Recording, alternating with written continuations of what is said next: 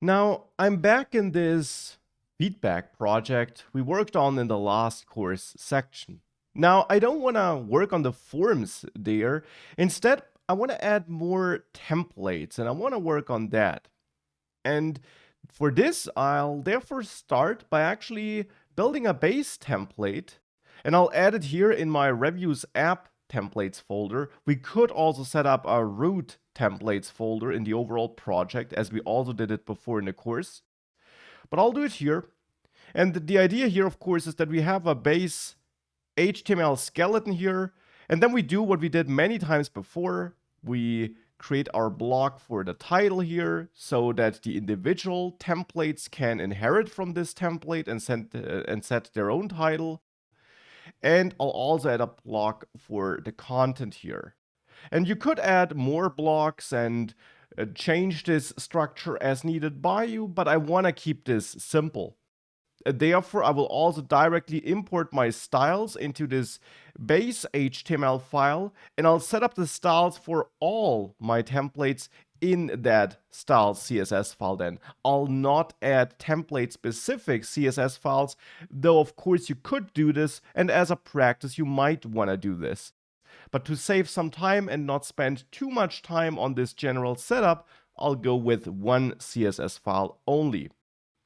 And therefore here I'll add a link, and here then load my static reviews/styles CSS file like this. And of course for this we need to load static at the top. So now we got this.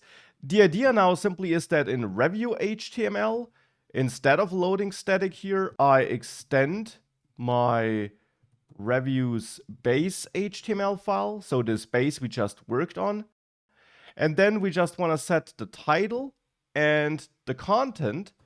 So I'll remove the rest of this skeleton. And then here we have our title block with that title. And let's also, of course, end that block therefore like this. And we also set up our content block here, block content, which we, of course, thereafter also end. And we do the same for thank you. Here, I will now also extends my reviews base HTML file, and then define the block for the title, where I just say thank you in the title, like this. And then we also here set up our content block, like this. And I'm doing all of this because now I'll soon add more templates. So here we just say thank you. Okay, with that, if we open the terminal and we again restart our server, if I run our server here again, I still get my form here, and I can still leave my feedback here. Click send, and I'm taken to the thank you page. And the styling, of course, could be improved, but as I said, it's not the focus here. Instead, I now want to add more URLs.